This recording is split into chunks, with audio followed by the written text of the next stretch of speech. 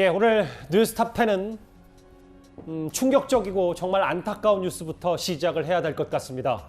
서울 지하철 2호선 신당역 안에 있는 여자 화장실을 점검 중이던 20대 여성 영무원을 한 30대 남성이 살해했습니다. 숨진 피해자와 입사 동기였던 이 남성, 원한을 품고 범행을 계획한 것으로 전해졌는데요. 이 파장이 큰 사건입니다. 영상부터 먼저 확인해 보겠습니다.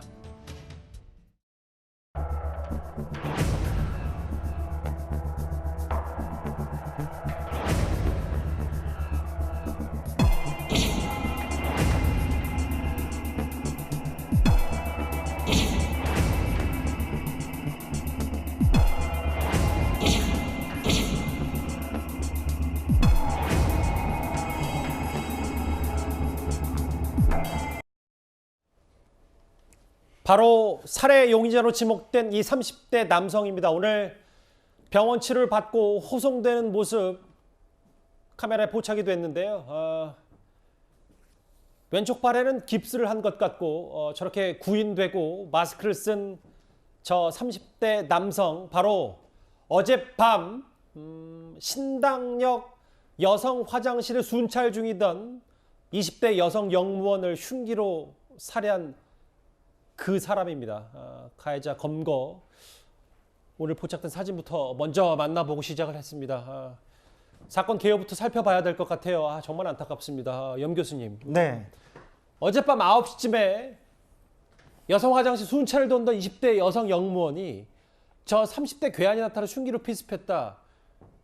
어떻게 된 사건이 좀 초반부터 가야 될 게, 바로 이 여성 영무원이 야간 근무 중이었다면서요? 네, 맞습니다. 어젯밤 9시였죠. 그 신당역에서 근무하는 20대 여성 영무원이 순찰 도중에 갑자기 이제 피습을 당합니다. 예. 거기서 이제 피습을 한 당사자, 즉 용의자는 30대 남성이었는데요. 그 남성은 좀 충격적이게도 같은 역에서 근무하는, 심지어는 입사 동기로 밝혀졌거든요. 예. 그러니까 결국은 이것이 우발적인 범행이 아닌가라고 우리가 생각할 수 있겠지만, 여러 가지 지금 계획적인 그런 범행일지도 모른다라는 그런 모습들이 보이고 있고요. 예. 그래서 결국 이 여성 그 영무원은 도움을 요청해서 다른 영무원들이 와서 병원에 이송됐지만 안타깝게 사망한 그런 사건입니다. 야간 근무 중이었어요. 30대 괴한이 나타나서 흉기를 휘둘렀고 비상벨을 눌러서 도움을 요청했지만 병원으로 이송된 지 2시간 만에 정말 안타깝게 숨을 거뒀습니다. 바로 어젯밤에 있었던 사건인데요. 앞서 염 교수님이 계획범죄, 보복범죄 얘기를 하셨던 여러 가지 얘기, 여자 화장실에 들어갈 때 이 범행 당시에 머리에는 샤워캡이라고 불리는 위생모를 썼고, 그리고 역에서 한 7시 50분부터인가요? 한 70분, 1시간 넘게 기다리고 범행을 저질렀다. 전문가로서 이거 어떻게 판단하십니까? 일단은 그 지금 여성 승무원, 그러니까 여성 영무원이 순찰하는 시간을 노렸다라고 볼 수밖에 없는 게, 예. 2시간에 한 번씩 이제 야간 순찰을 하고 있었는데, 예. 그 시간이 다가오는 것을 기다렸다는 거죠. 그래서 약 70분 정도를 기다린 상태에서 그러니까 지금 여자 화장실을 점검하러 갔던 거예요. 지금 사망하신 분께서. 맞아요. 예. 근데 거기 여자 화장실 따라 들어갔다는 거죠. 기다렸다 따라 들어갔다, 이런 것들도 어쨌건 간에 범행을 계획하고 있었다라는 어떤 모습이 보이고 있고, 예. 또 흉기를 미리 준비했습니다. 과도로 알려져 있는데요. 흉기를 미리 준비했고, 뭐 직접적인 언급은 저희가 더는 하지 않겠습니다. 네. 예. 그리고 흉기를 준비를 했고요. 그다음에 아까 70분간 대기를 했다라는 그런 부분, 그리고 순찰 시간을 알고서 또 이 순찰 시간을 노려서 공격을 했다, 이런 것들을 봤을 때는 결국은 치밀하게 계획된 범죄일 수밖에 없는데, 특히나 지금 이 사망한 여성 그 영무원과 지금 용의자인 남성 영무원 간에 좀 문제가 있었어요. 무슨 문제냐? 그러니까 이 지금 안타깝게 사망하신 이 여성 영무원 같은 경우는 지금 용의자에게 스토킹 범죄 피해를 당하고 있었다는 점이죠. 맞아요. 그래서 작년부터 이미 경찰에서 검찰로 송치했었고, 거기서 지금 검찰에서 지금 계속 진행 중인 그런 상황이었기 때문에, 예. 이런 부분에 대해서 어떤 원한을 갖고서 범행을 계획하고 임하지 않았을까라고 생각하는 부분입니다. 염 교수님, 범죄 전문가시니까 혹시 어떤 범행을 저질렀을 때 그 범인, 용의자가 샤워캡 같은 비닐 모자를 쓰고 범행을 저질렀던 건 본 적이 있으세요? 특히나 말씀 잘하셨는데요. 지금 그러니까 그 완전 범죄를 노린 거예요, 사실은. 그러니까 머리카락이 떨어지지 않기 위해서라도. 그렇죠. 결국은 사건 현장에서 최근에 이제 과학 수사가 발달하다 보니까 만약에 이 지금 그 용의자 같은 경우 만약에 완전 범죄를 계획했다라고 하면 여기서 자신의 흔적을 남길 것들을 만들어놔야겠죠. 그것이 바로 샤워캡이라고 볼 수가 있는데 특히나 DNA 중에서 지문과 또 머리카락에서 나오는 그런 DNA는 용의자를 특정하는데 굉장히 주목할 수 있는 그런 증거로 활용될 수가 있기 때문에 이런 것들에 대해서 어쨌건 지금 완전 범죄를 노린 그런 부분이 이 샤워캡에서 볼 수 있다라는 거죠. 네, 이제 CCTV에도 포착이 됐고 뭐 영무원이 지금 벨까지 누르고 당시 좀 급박했던 상황이었습니다. 김성수 변호사님, 앞서 염 교수님이 잠시 언급했던 것처럼 피해자와 서울교통공사 입사 동기고 이 용의자 불법 촬영물로 인해서 해당 회사로부터 직위 해제를 당했다. 그런데 지금 20대 영무원, 그러니까 피해자 스토킹 혐의로 재판에 넘겨졌는데 공교롭게도 오늘 재판 예정이었고, 그러면 이걸 보복 범죄로 볼 수 있는 건지 이 부분이 가장 큰 문제거든요. 예, 아무래도 지금 시기적으로 이제 오늘 선고 공판이었지 않습니까? 선고가 나면 이제 처벌이 된다고 한다면 구속이 될 수도 있는 그런 상황이었거든요.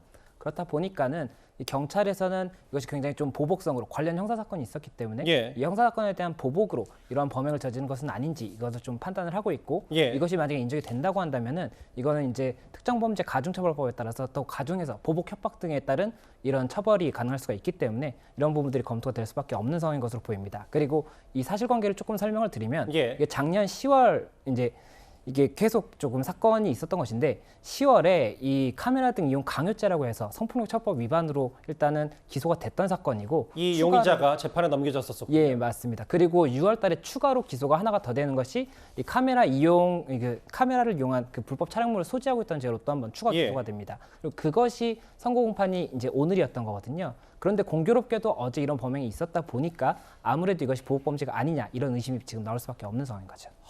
두 사람의 관계에 대해서 지금 여러 가지 얘기들 나오고 있고 실제로 이 정도면은 계획범죄, 보복범죄, 면식범 여러 정황들이 좀 일단은 추론이 되고 선고 앞두고 범행한 거 아니냐 이런 얘기가 나오는데요.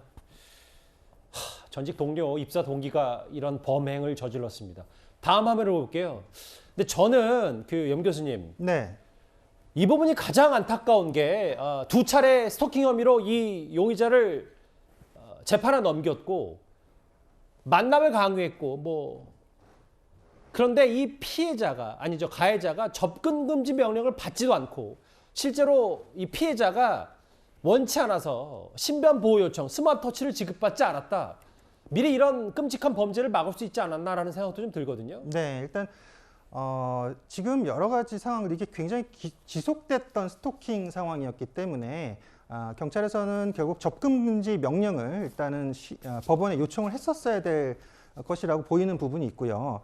그다음에 그 스토킹 피해자들이 자신을 보호할 수 있는 가장 중요한 수단 중에 하나가 스마트워치거든요. 과거의 여러 가지 사건들에서 스마트워치를 지급받지 못해서 피해를 당했던 사건들이 최근에 있었습니다. 그래서 이 스마트워치를 통해서 위치를 추적하고 또 긴급하게 내가 긴급한 상황이면 그것을 이제 도움을 지금 경찰에 요청할 수 있는 그런 상황인데 스마트워치 지급을 아마 그 피해자가 요구하지 않았던 그런 부분은 아마 용의자가 이런 어떤 뭐 회유를 하지 않았을까라는 부분도 한번 의심해 볼 필요는 있는 것 같아요. 저게 좀 한 달 만에 해제가 됐더라고요. 신변보호 조치가. 네네. 그래서 그런 부분도 아마 경찰 수사에서 또 밝혀질 부분이라고 보여집니다.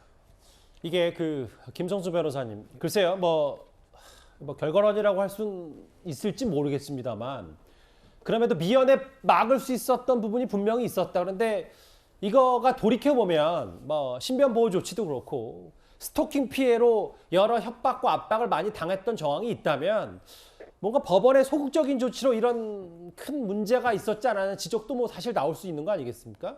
예, 지금 현재 알려진 바에 따르면 지금 앞서 사건이 두 차례 기소가 됐지 않습니까? 그리고 첫 번째 사건 기소 당시에 이제 수사기관에서는 구속을 해야 된다고 생각을 해서 구속영장을 신청을 했었다고 합니다.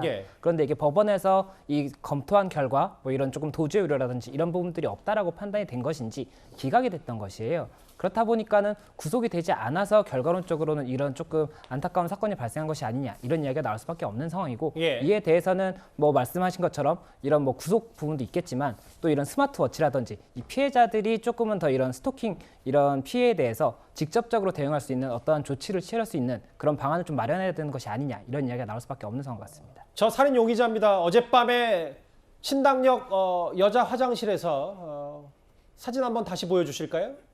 저 사람입니다. 저 사람. 어젯밤 9시쯤 20대 영무원을 끔찍하게 살해한 저 남성 오늘 그 병원 치료를 받고 호송되는 모습 지하철역 살인범이라고 불려도 지금 일단 지나치지 않을 만한 끔찍한 범행을 저질렀는데요. 염 교수님. 네. 일단 저희는 신상이 공개가 되지 않았기 때문에 화면을 얼굴을 좀 뿌옇게 처리했는데 네. 뭐 경찰이 신상 공개까지 검토한다 이런 얘기가 좀 들려오더라고요. 일단 범행의 정도가 굉장히 좀 심각한 부분이 있기 때문에 아마 신상공개위원회를 통해서 신상이 공개될 여지도 분명히 있고요. 지금 용의자 같은 경우에 지금 왼팔에 기부스를 한 이유는 예. 본인이 본인 흉기에 지금 다친 상황이에요. 그러다 보니까 예, 보통 이제 그 흉기를 휘두르는 범인들은 보면 흉기를 잘 다루지 못하기 때문에 본인이 다치는 경우가 있는데 아마 그런 경우라고 이제 보여지고요. 특히나 그 앵커님 말씀하셨지만 그러니까 스토킹 범죄라는 것이 사실은 이 법의 처벌을 받을 수 있도록 지금 스토킹 처벌법이 발의가 되었지만 예. 문제가 뭐냐면 이 스토킹에서 처벌되는 그 단계까지가 기간이 걸린다는 거죠. 예. 그래서 거기서 집중적으로 이 경찰이라든지 이 기관에서 사법기관에서 보호해야 될 그런 그 의무가 있고요.